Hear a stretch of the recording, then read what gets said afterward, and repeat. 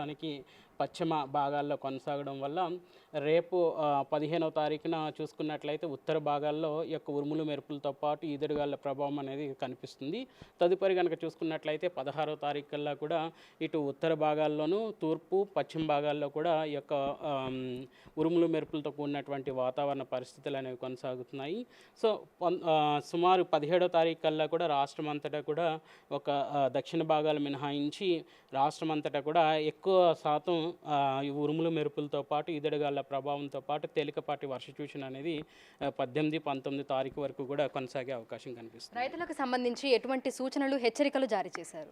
ముఖ్యంగా చూసుకున్నట్లయితే రైతులకి ఈ సమయంలో ముఖ్యంగా ఇటు ఆకుకూరలు కానీ, చిరుధాన్యాలు పండించేవారు కానీ, ఇంకా చూసుకున్నట్లయితే మనకి మామిడి పంట పండించే రైతులు ముఖ్యంగా ఈదురుగాలుల ప్రభావం ఎక్కువగా ఉన్నప్పుడు మాత్రం ఈ యొక్క పంట పొలాల్లో ఇటు పంటకు కావాల్సినటువంటి ఎరువులు కానీ పిచికారీ చేయడం అనేది కూడా ముఖ్యంగా కొంచెం ఎర్లీ మార్నింగ్ అవర్స్లో చేస్తుండాలి.